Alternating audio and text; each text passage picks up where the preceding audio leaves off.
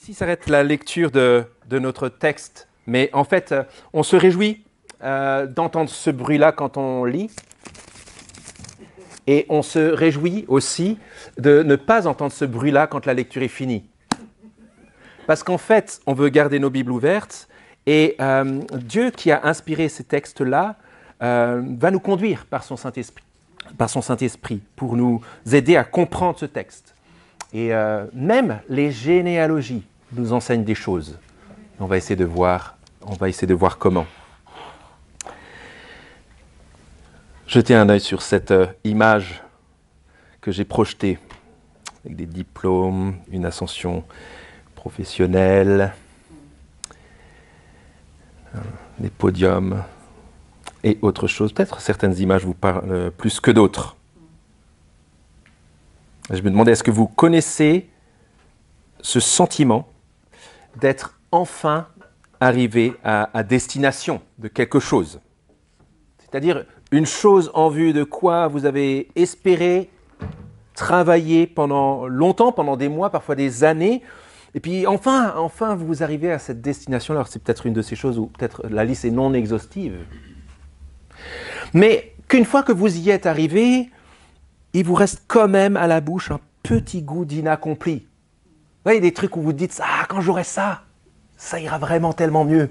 J'y serai, quoi. » Et puis en fait, vous l'avez, et après vous dites « En fait, non. » ce petit goût d'inaccompli, des choses si bonnes, et je ne vois pas là des choses mauvaises, des choses que Dieu donne, qui sont délicieuses, mais comme infectées par une pourriture invisible.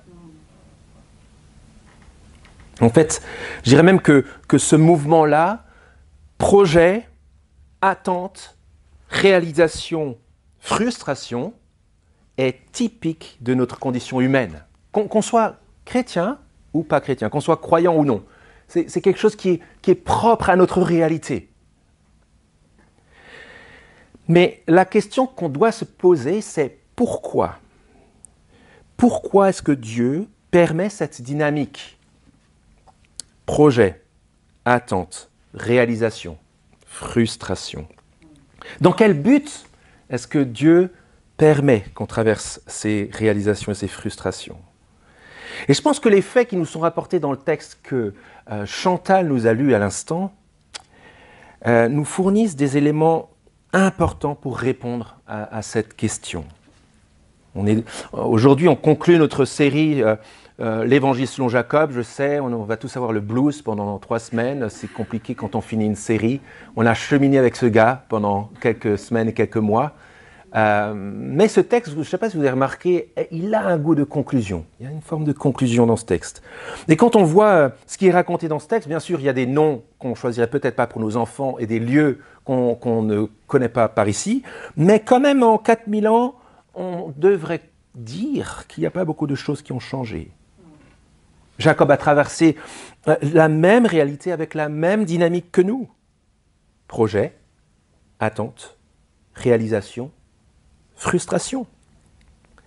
Et ce texte a tout d'un aboutissement magnifique quand on a cheminé avec Jacob et avec ce que Dieu lui a promis. Mais il nous laisse aussi avec un très fort sentiment de frustration. Dans le même texte, dans la même vie du même homme. Un sentiment d'inaccomplissement. Au point que, en mesurant tout ce que Dieu a fait pour Jacob dans sa vie, on est quand même encore poussé vers l'avant. On est poussé vers quelque chose de mieux et quelque chose de encore plus loin. Et ça, c'est la dynamique typique de la Bible. Voilà comment on pourrait résumer ce qu'on a sous les yeux dans ce texte. Le Seigneur nous conduira jusqu'à destination. Pas nos petites destinations temporelles, mais la grande destination finale dans laquelle s'inscrivent nos destinations intermédiaires. Et avant d'aller plus loin, je vais prier. Notre Dieu, notre Père, nous te remercions pour ta parole qui, dimanche après dimanche, nous a enseigné par l'Esprit dans cette vie de Jacob. Et nous te demandons que dans ce texte conclusif de cette grande partie de sa vie, tu puisses nous conduire à mesurer comment tu nous enseignes et qu'est-ce que tu nous dis pour aujourd'hui à travers ce que tu as fait plus tôt dans l'histoire, dans sa vie. Dans le nom de Jésus. Amen. Si on regarde un petit peu la dynamique du texte, on dirait que dans la première partie, ce texte rappelle qu'il y a un Dieu, donc il y a un plan.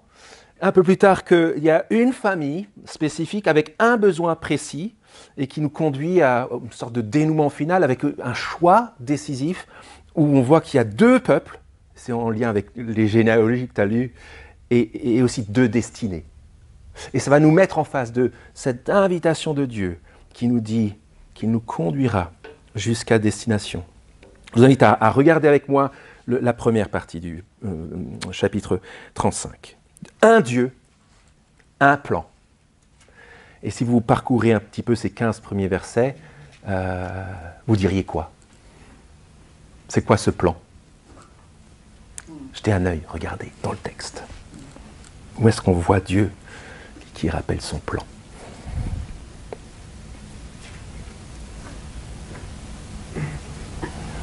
J'entends déjà les hypothèses, j'entends travailler, là c'est super. Je vais vous reposer d'autres questions dans l'avenir, hein. Donc préparez-vous. Je pense que là au verset 9 à 13, on a un rappel clé de ce plan. Un Dieu, un plan. On le lit ensemble. Dieu apparut encore une fois à Jacob après son arrivée de Padan Aram et il le bénit. Et voilà ce qu'il lui dit. Ton nom est Jacob, mais on ne te donnera plus ce nom de Jacob. C'est le rappel de ce qu'il lui avait déjà dit, mais maintenant c'est solennel et scellé. Ton nom sera Israël, ce qui veut dire Dieu lutte, combat pour toi. Et il lui donna ainsi le nom d'Israël, le nom que va porter son peuple ensuite. Dieu lui dit, je suis le Dieu tout-puissant. Ça, c'est comme ça qu'il s'était présenté à son grand-père déjà, en Genèse 17. Sois fécond, multiplie-toi. C'est ce que Dieu avait dit. Genèse, quel chapitre? 1, au moment de la création. À Adam et Ève, Dieu avait dit, soyez féconds, multipliez-vous. Et Dieu l'avait répété ça à Noé après le jugement du déluge. Soyez féconds, multipliez-vous, remplissez la terre. Et là, il le répète encore une fois, sois fécond, multiplie-toi. Une nation et une foule de nations naîtra de toi. C'est ce que Dieu a dit à Abraham et à Isaac, son grand-père et son père. Et des rois sortiront de tes reins. Le pays que j'ai donné à Abraham et à Isaac, ton grand-père et ton père, je te le donnerai, et à ta descendance après toi, je donnerai ce pays. Voilà le plan de Dieu. Voilà pourquoi le Seigneur a choisi Jacob, qui dépasse de loin le projet et l'accomplissement de Jacob qui revient dans la maison de son papa. Bien plus grand, bien plus grand. Dieu lui rappelle que la destination à laquelle il arrive maintenant s'inscrit dans son grand plan, dans quelque chose qu'il a toujours voulu faire pour l'humanité qu'il a créée, la bénir et la multiplier devant son regard, pour la bénir. Et quand bien même cette humanité l'avait rejetée, Dieu a fait en sorte de continuer à la chercher et à la trouver et à lui promettre par Abraham, par Isaac et maintenant par Jacob qu'il veut bénir cette humanité-là. Un Dieu, un plan. Et vous avez vu plusieurs confirmations de choses que Dieu avait promises et qu'il a lui-même accomplies. Maintenant, on peut le savoir, on a suivi la vie de Jacob. Et vous pourrez repasser avec moi dans le chapitre 25, début de l'histoire. Les enfants naissent, et puis Dieu dit, quand Jacob est encore dans le ventre de sa maman avec son frère jumeau, verset 23 du chapitre 25, « Deux nations sont dans ton ventre, deux peuples se sépareront dans tes entrailles. Un de ces peuples sera plus fort que l'autre et le plus grand sera assujetti au plus petit. » Dieu a accompli cela pour Jacob, avant même que Jacob soit né. Et Jacob qui prend la bénédiction et qui reçoit au chapitre 27, regardez le chapitre 27, Isaac, son père, qui reprend la bénédiction du grand plan de Dieu et qui la donne à Jacob, verset 28. Chapitre 27, verset 28, « Que Dieu te donne de la rosée du ciel et des ressources de la terre, du blé, du vin nouveau en abondance, que des peuples te soient asservis et que les nations se prosternent devant toi. Sois le maître de tes frères et que les fils de ta mère se prosternent devant toi. Maudit soit celui qui te maudit, béni soit celui qui te bénit. » Et au chapitre suivant, au chapitre 28, répétition, verset 3, chapitre 28, verset 3. Dieu qui avait dit que le Dieu Tout-Puissant te bénisse, te rende féconde à travers la bouche d'Isaac, son père. Que le Dieu Tout-Puissant te bénisse, te rende fécond, te multiplie afin que tu deviennes une foule de peuples.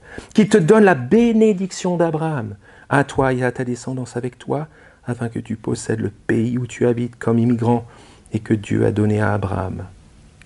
Et un peu plus tard, Dieu qui promet, au moment où il montre que le ciel est ouvert, regardez dans le même chapitre, chapitre 28, Dieu qui dit « Je suis l'Éternel, le Dieu d'Abraham, ton père et le Dieu d'Isaac.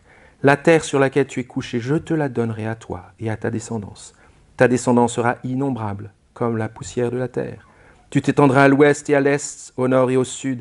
Toutes les familles de la terre seront bénies en toi et en ta descendance. Voici, je suis moi-même avec toi. Je te garderai partout où tu iras. Je te ramènerai dans ce territoire, car je ne t'abandonnerai pas avant d'avoir accompli ce que je dis. » Et on pourrait continuer, voir la vie tortueuse de Jacob, un gars pas très fréquentable, le contraire du gendre idéal, mais quand même Dieu qui le transforme et qui le fait venir jusqu'à ce moment où enfin il est de retour dans ce pays promis. Avec cet accomplissement-là, cette destination trouvée enfin, mais dans le cadre du grand plan de Dieu. Et les décisions fortes de Jacob, dans ce texte au début, sans ambiguïté, montrent qu'il est dans cette dynamique-là de confiance, où il sait que le Dieu qui a été fidèle pour cette destination-là sera fidèle dans la suite. Regardez ce qu'il dit au verset 2 de notre texte, chapitre 35, verset 2. Jacob dit à sa famille, à tous ceux qui étaient avec lui, « ôtez les dieux étrangers qui sont au milieu de vous, purifiez-vous, changez de vêtements. Nous nous lèverons et nous monterons à Béthel. Là, je dresserai un autel au Dieu qui m'a répondu au jour de ma détresse et qui a été avec moi passé pendant le voyage que j'ai fait. » Et ils donnent tous leurs faux dieux. Ils les enterrent tous. Pourquoi ? Mais parce qu'il y a un seul Dieu avec un seul plan. Et Jacob le reconnaît et Jacob y invite sa famille. Un Dieu, un plan. Et Dieu qui a promis à Jacob qu'il reviendrait à destination, est le même Dieu qui le prépare à une destination encore plus grande. C'est l'évangile selon Jacob. Ce que Jacob a saisi, c'est bien plus qu'un petit Dieu de poche qu'on ressort de nos poches quand les choses vont moins bien ou quand on sent qu'on n'est plus au contrôle, alors on va se sortir une petite amulette. Jacob, ce que Jacob a saisi, et on le sait maintenant, c'est la main du Dieu vivant, la main du seul Dieu, pour recevoir d'un Dieu un plan, une bénédiction. Dieu qui lui donne sa promesse de bénédiction, non seulement pour lui, mais par lui, pour toute l'humanité. Extraordinaire comment Dieu installe cette petite destination avec un petit dé dans son grand plan. Et ça, c'est le contenu de l'Évangile. Un seul Dieu, aucun autre. Et un seul plan, et pas deux. Regardez comment Dieu est déterminé encore à ramener Jacob et sa famille vers cette destination. Est-ce que nous, on a compris ça ? Si on l'a compris, on devrait avoir des décisions qui ressemblent à celles de Jacob dans ce texte. Ça devrait nous faire brûler le cœur. Par exemple, ne pas confondre nos petites perspectives avec la grande perspective de Dieu, nos petites destinations rêvées. Et je suis sûr qu'on en a plusieurs, tous, moi y compris. Mais ne confondons pas ces petites destinations-là et ces petits accomplissements-là avec la grande destination finale. Ne confondons pas nos petits plans de vie avec le grand plan de bénédiction de Dieu qui passe par nous et qui touche toutes les nations. Ne confondons pas les destinations dont on rêve avec la destination ultime qu'il nous prépare. Ne nous mettons pas à croire que le ciel c'est pour ici et pour maintenant. Attendons encore la destination finale. Et du coup, que notre réponse, comme celle de Jacob, soit appropriée. Appropriée. Sachons nous attacher à Dieu, au Dieu qui est fidèle, au Dieu qui a montré sa fidélité dans la vie de Jacob, comme dans notre vie. Merci pour l'exemple de la prière exaucée tout à l'heure, Brian. Rappelons-nous que parce que le seul vrai Dieu nous a entrés dans son plan unique, nous avons une nouvelle identité. Nous avons une nouvelle destinée. Nous avons aussi des choix d'exclusion à faire. Jacob qui dit « ôtez les dieux étrangers qui sont au milieu de vous, purifiez-vous et changez de vêtements. » C'est fou, hein, après avoir vu tout ce que Dieu a fait pour eux, ils avaient encore dans leur poche les petits dieux étrangers. C'est très réaliste, ça. Ça ressemble beaucoup à nous. Est-ce qu'il y a des petits dieux là, des choses dont on espère, des réalisations qu'on devrait plutôt espérer du Dieu vivant? Est-ce qu'il y a des choses où on se dit, d'une manière un peu folle, mais on se les redit plusieurs fois dans une vie, quand j'aurai ça, je serai arrivé à destination, ce sera le ciel sur la terre. Ôtez du milieu de vous les dieux étrangers et servez-le lui seul. C'est pas que ces choses soient mauvaises, mais c'est des bonnes réalisations que Dieu nous donne. Et quand il nous en donne, c'est comme pour nous réorienter dans le grand plan qui nous prépare, comme un avant-goût de la destination finale. Les amis, cette remise en perspective et cette évaluation chrétienne, c'est pas juste à notre conversion. On ne peut pas juste décider une fois de se dire « j'ai jeté les dieux étrangers une fois pour toutes ». On ne peut pas être en pilote automatique là-dessus. On doit être constamment vigilant pour maintenir l'avion en situation de voler, pour pas qu'il y ait de décrochage et de crash.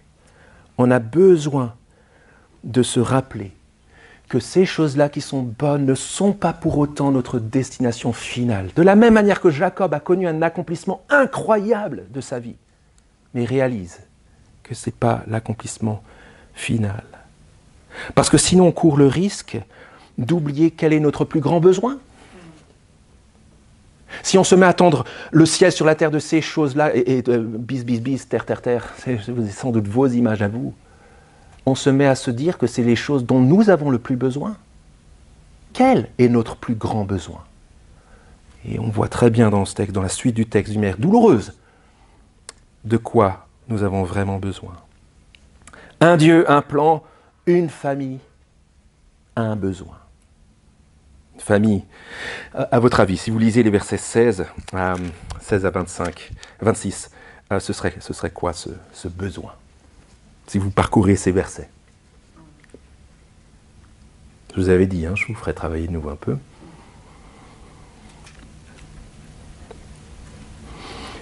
Vous ne trouvez pas que ça saute aux yeux?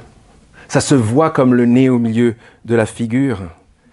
Il est arrivé à destination, ça y est, enfin! Et on lit le verset 16, ils repartent. Rachel a un accouchement qui est pénible, typique de l'humanité. Et pendant les douleurs de l'accouchement, elle a ce fils, verset 18, elle va mourir en couche. Et elle appelle cet enfant du nom de Ben-Oni, qui veut dire fils de ma douleur. Sympa pour le fils, mais caractéristique de ce monde de douleur. Et puis Jacob le rebaptise en lui disant non, il s'appellera Benjamin, fils de ma droite, ou d'une certaine manière, fils de ma puissance, ou fils de la bénédiction de Dieu, un peu cette idée-là. La gauche c'était la bénédiction, la droite la bénédiction, fils de ma droite. Mais on continue. Rachel meurt, verset 19. La femme préférée, celle pour laquelle Jacob avait travaillé 14 ans, elle est morte en accouchant d'un deuxième fils. Et puis on continue. Ils s'en vont et verset 22, on le lit en entier. Pendant qu'Israël demeurait dans ce pays, Ruben, son fils aîné, alla coucher avec Bila, concubine de son père. C'était la servante de Rachel qui vient de mourir. Et Israël l'a pris. Qu'est-ce qui se passe là? Je ne suis pas sûr. C'est possible que Ruben, le fils aîné, qui est fils de Léa, la mère non aimée, soit en train de se dire « je vais coucher avec cette servante de manière à ce qu'elle ne devienne pas la femme préférée de mon père ». Ou alors parce que c'est l'aîné, il veut s'assurer le contrôle de la dynastie de la famille, en disant « c'est moi, en tant que fils aîné, qui prend le pouvoir ». Il y a plusieurs raisons.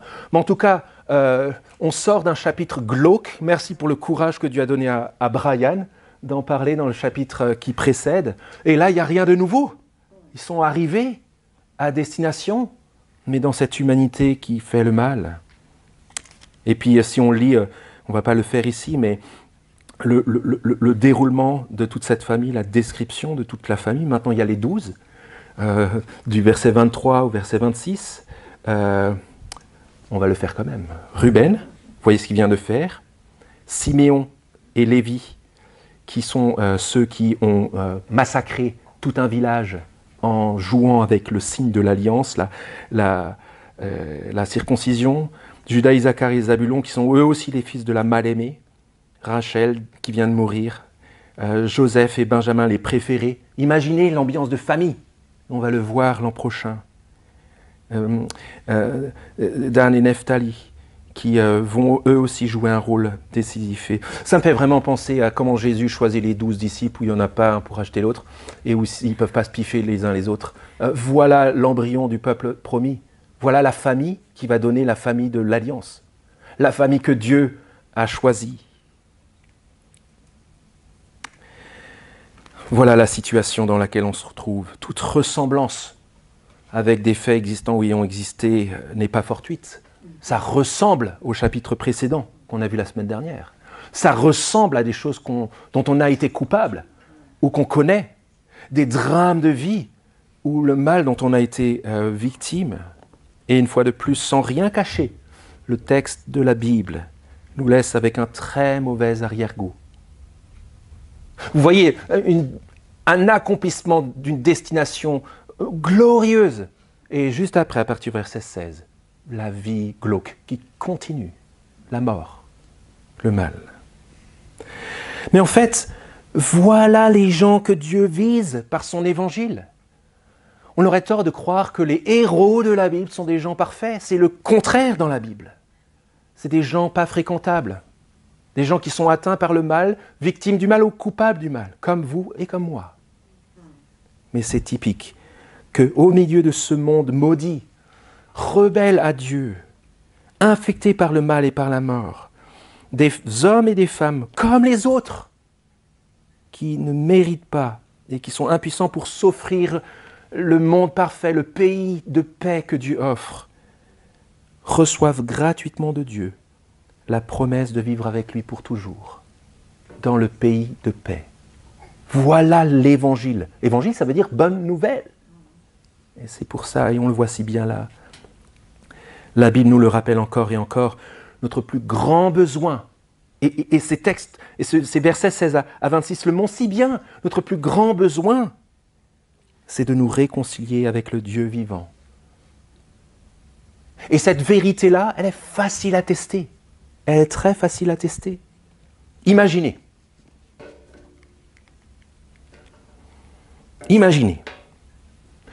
que vous obteniez l'accomplissement de tout ce que vous avez cherché. La totale, tout, y compris les choses dont vous rêvez, qui ne se figurent pas sur ces images. Imaginez que vous receviez toutes ces choses, confort, relations, amour, reconnaissance, mariage, enfants, pouvoir, maison, matériel, argent, justice sociale, justice écologique, justice économique, etc.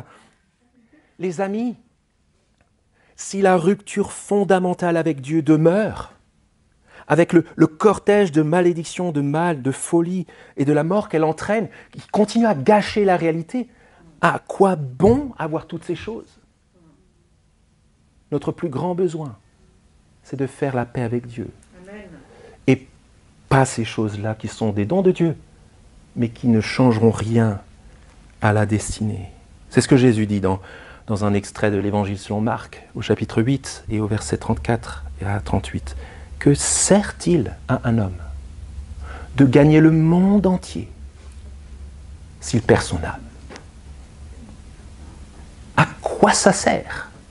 Notre plus grand besoin, comme la famille de Jacob, c'est de faire la paix avec Dieu, d'être pardonné du mal dont nous sommes coupables, pour avoir la promesse du monde parfait qui vient. C'est le grand choix de notre vie. Qu'est-ce que vous voulez ? Qu'est-ce que je veux ? Gagner le monde entier ou sauver notre âme ? Ça nous conduit à la dernière partie du texte, la fameuse généalogie.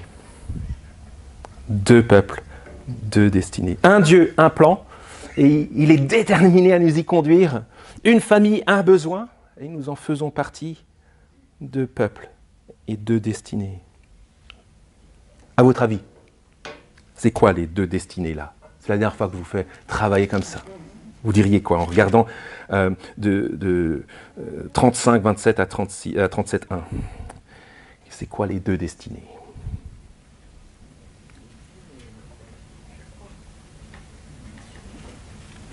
Deux frères, deux nations, deux peuples, deux destinées. Et qui nous engagent à réfléchir à ça. Verset 27 déjà du chapitre 35. Jacob arriva auprès de son père Isaac à Mamré, enfin dans la maison de son père comme Dieu lui avait promis. Verset 28, la durée de la vie d'Isaac fut de 180 ans et il expira. Il mourut et fut réuni à ses ancêtres décédés, âgés et rassasiés de jours. Ses fils, Ésaü et Jacob, l'ensevelirent. Isaac est mort, le papa de Jacob, sans avoir vu grand-chose de la promesse et de la bénédiction de Dieu. Sa femme est morte, son fils était exilé, il revient, il le voit, il meurt. Ses fils se sont déchirés. Et maintenant, il y a les deux fils. Je vous poserai la question, qui, entre Ésaü et Jacob, est dans la meilleure situation? Qui est dans la meilleure position, humainement parlant? C'est difficile à dire. Notre petit côté bien évangéliquement correct dirait « Ah, mais c'est Jacob, parce qu'il marche avec Dieu. » Mais en fait, regardez, humainement parlant, qui a la meilleure situation? J'aurais tendance à dire que c'est plutôt Ésaü. Regardez les versets 6 et 7 du chapitre 36. Ésaü prit ses femmes, ses fils, ses filles, toutes les personnes de sa maison, son cheptel, tout son bétail, tout le bien qu'il avait acquis au pays de Canaan. Il n'a rien à envier à son frère. Et il s'en alla vers un autre pays, loin de son frère Jacob. Si la bouteille d'eau est disponible, je serais content de l'avoir. Car leur bien était trop considérable pour qu'ils restent ensemble. Et le pays où ils avaient séjourné était insuffisant à cause de leur cheptel. Ésaü s'établit dans la montagne de Séhir. Ésaü, c'est Édom, c'est-à-dire une nation d'abord frère et ensuite rivale. Regardez le verset 31 de ce même chapitre. Voici les rois qui ont régné dans le pays avant qu'un roi règne sur les Israélites, avec toute une dynastie. Je pense que c'est une adjonction pour l'édition finale du livre de la Genèse, pour nous montrer comme en projection ce que la famille d'Ésaü a donné ensuite. Et on voit que ça... Merci beaucoup. Merci beaucoup.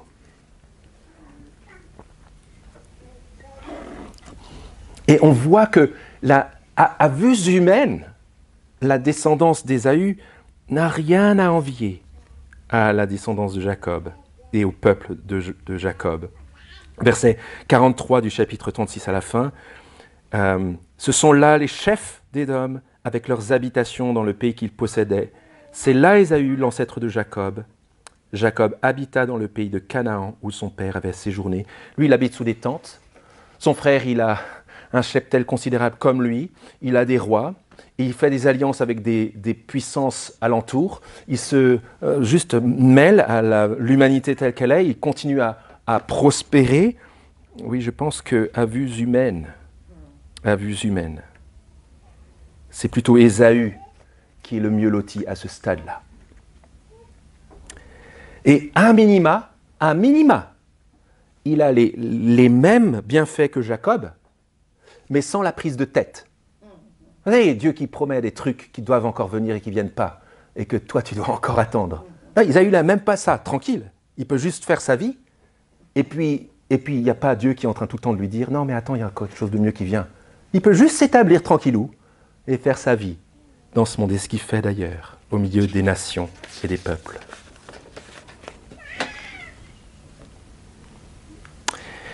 C'est l'histoire d'un choix. De n'importe qui dans ce monde. N'importe qui, qu'on soit chrétien ou pas, c'est l'histoire d'un choix. C'est l'histoire de l'humanité où résonne encore l'évangile de Jacob. L'évangile, la bonne nouvelle que Dieu a annoncée à Jacob. Et il y a un réalisme ici, un réalisme incroyable, où on a d'un côté le frère aîné qui a rejeté la bénédiction de Dieu et qui vit sa vie dans le monde, puis de l'autre côté, la galère d'un homme qui vit un accomplissement, mais il n'y a rien qui change en fait, parce qu'il doit encore attendre d'autres choses. C'est réaliste. Parce que les amis, à vue humaine, nos destinées personnelles paraissent de prime abord encore plus grisantes et plus pertinentes que ces choses spirituelles qu'on ne voit pas encore, qu'on doit encore attendre. Et est-ce qu'elles viendront un jour? On veut du palpable. Et les réalités spirituelles, le monde qui vient dans le nouveau ciel et la nouvelle terre sont si loin pour nous. Tellement loin de notre réalité, qu'on finit par se dire « Ah, cette fois, cette promesse, cette bénédiction de Dieu, au mieux c'est des béquilles pour traverser cette vie cas à cas, pour ceux qui en ont besoin. Et au pire, c'est carrément une folie qui fait passer à côté de la vraie vie, à côté de toutes ces choses-là qu'on a évoquées avant, de toutes ces réussites-là. » Mais voilà, nous avons devant nous un choix. Le choix de Jacob ou le choix d'Ésaü à la réponse de Dieu. Le choix de la distinction ou le choix de la dilution. Le choix de la distinction, c'est choisir comme Jacob contre le courant général de ce monde, de saisir la bénédiction de Dieu et d'entrer dans la grande trajectoire de Dieu, dans le monde que Dieu promet et qui vient. Soit je choisis la dilution, comme Ésaü, qui se dilue parmi les nations et qui ne voit pas l'intérêt de rester attaché à Dieu, qui rejette la bénédiction de Dieu. Et je reste alors dans le monde d'Adam. Un monde maudit, condamné au mal, à la mort, exposé au jugement de Dieu. Le texte dans lequel Jésus annonce que sert-il à un homme de gagner le monde entier s'il perd son âme, voilà le contexte. Jésus appelle la foule avec ses disciples, c'est-à-dire tous les gens, les disciples et les non-disciples. Et il leur dit, si quelqu'un veut venir après moi, qu'il renonce à lui-même, qu'il se charge de sa croix et qu'il me suive. Quiconque en effet voudra sauver sa vie la perdra. Mais quiconque perdra sa vie à cause de moi et de l'Évangile la sauvera. Et que sert-il à un homme de gagner le monde entier s'il perd son âme? Que donnerait un homme en échange de son âme? En effet, quiconque aura honte de moi et de mes paroles au milieu de cette génération adultère et pécheresse, le Fils de l'homme aussi aura honte de lui quand il viendra dans la gloire avec son Père, avec ses saints anges. Voilà la réalité devant laquelle Dieu nous place dans cette humanité-là. Le Seigneur nous conduira jusqu'à destination et nos petites destinations, il nous les donne pour nous rappeler qu'il y a une grande destination finale. Il les donne pour nous rappeler comme un avant-goût la grande destination qui vient encore, pour qu'on continue à espérer. Et devant cette dynamique que Dieu place devant tous les hommes, c'est Jésus, le descendant de Jacob, qui donne et offre cette promesse. Parce que je vous le demande, pourquoi est-ce que Jésus a décidé et accepté d'être errant loin de son Père? La raison, c'est pour accomplir le plan de Dieu dans ce monde. Pourquoi est-ce qu'il est venu dans cette humanité chaotique? Pour accomplir le plan de Dieu. Un Dieu, un plan. Pourquoi est-ce que Jésus, le Fils de Dieu, est mort dans ce monde? Pour offrir la réconciliation parfaite avec Dieu, pour répondre à notre besoin le plus grand. Pourquoi est-ce que Jésus est ressuscité? Pourquoi? Mais pour régner et pour offrir à quiconque croit en lui la destination de la gloire éternelle. Et aujourd'hui, c'est la Pentecôte. On se rappelle que le don du Saint-Esprit de Dieu à quiconque croit, c'est l'avant-goût, la garantie, maintenant, du monde qui vient plus tard.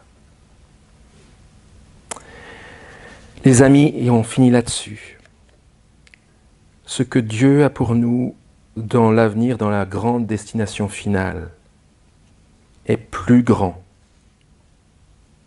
plus beau, plus parfait que toutes les destinations, toutes les situations dont nous rêvons et que nous imaginons aujourd'hui. Et Dieu, et on le voit dans la vie de Jacob, est bien plus déterminé que nous à nous y conduire.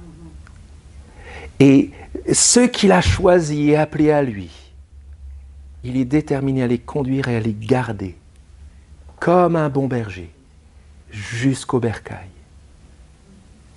Le Seigneur nous conduira jusqu'à destination.